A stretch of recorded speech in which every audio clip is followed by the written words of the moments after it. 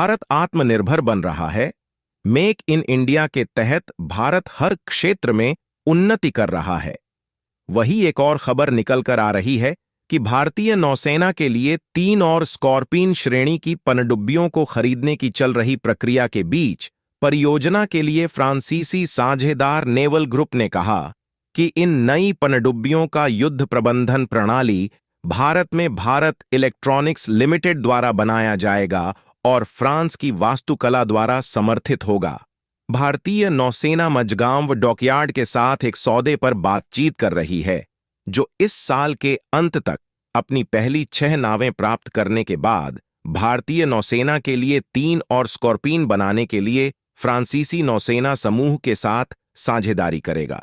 और नया अपडेट बता दे कि आवश्यकताओं के अनुसार अतिरिक्त 3 पनडुब्बियों में 60% तक स्वदेशी सामग्री होनी चाहिए।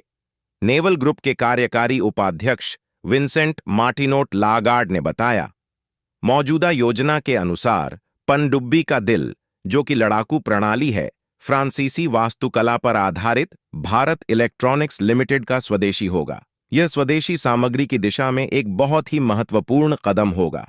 उसके लिए आगे बढ़ने से पहले इस वीडियो को एक लाइक करके चैनल को सब्सक्राइब जरूर कर लीजिए, क्योंकि यह आपके लिए 1 सेकंड का काम है, लेकिन इससे हमारी काफी बड़ी मदद होती है।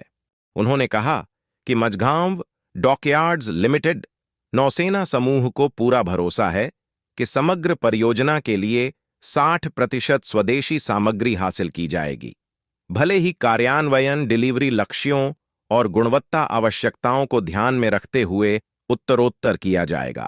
भारतीय नौसेना के शीर्ष अधिकारियों से मिलने के लिए भारत आए फ्रांसीसी अधिकारी ने कहा, यह एक अनूठी परियोजना होगी जो नौसेना को स्कॉर्पिन डिजाइन के आधुनिक संस्करण पर नवीनतम तकनीकें उपलब्ध कराएगी, जिसमें बेहतर लड़ाकू क्षमताएं, और हम समझते हैं कि एमडीएल पहली नाव के लिए 6 साल में यही प्रस्ताव दे रही है, जो चुनौतीपूर्ण है, फिर भी उनके विशाल अनुभव के अनुरूप है। उन्होंने कहा कि नौसेना समूह कुछ आपूर्ति प्रदान कर रहा है, जिसे उपठेके के माध्यम से हमारे औद्योगिक भागीदारों के साथ स्वदेशी बनाया जाएगा। कई महत्वपूर्ण प्रणालियों का स्वदेशीकरण किया जाएगा। हम मौजूदा भागीदारों पर भरोसा करेंगे। हम अपने पारिस्थितिकी तंत्र का विस्तार भी करेंगे और L&T, Merlin Hawk, Equans Exima India, VM, Radiant और अन्य के साथ संभावित गतिविधियों पर चर्चा करेंगे।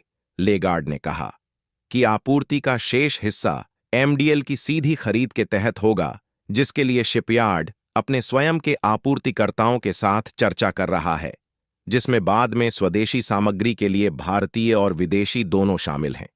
नौसेना समूह के अधिकारी ने कहा कि इस कार्यक्रम का बड़ा हिस्सा भारतीय अर्थव्यवस्था में वापस आएगा और कई हजार कुशल नौकरियां पैदा करेगा। इसका मतलब यह होगा कि हम सभी एमडीएल, बीएल, नेवल ग्रुप और अन्य को निर्माण चरण के अनुबंध के दौरान भविष्य के लिए संसाधन तैयार करने होंगे।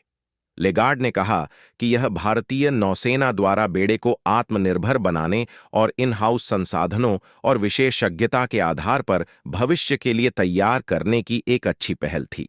भारत एक पनडुब्बी बेड़े को विकसित करने की दिशा में काम कर रहा है, जिसमें 21 नई पारंपरिक नावें और लगभग 6 परमाणु ऊर्जा चालित पनडुब्बियां SSN होंगी।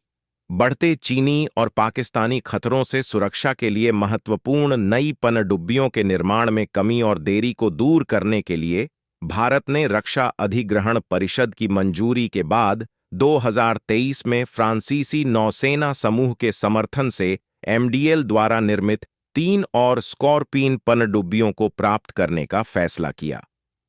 रक्षा मंत्रालय इस वित्तीय वर्ष के भीतर न्यूनतम 60% स्वदेशीकरण के साथ अधिग्रहण प्रक्रिया को पूरा करने पर विचार कर रहा है।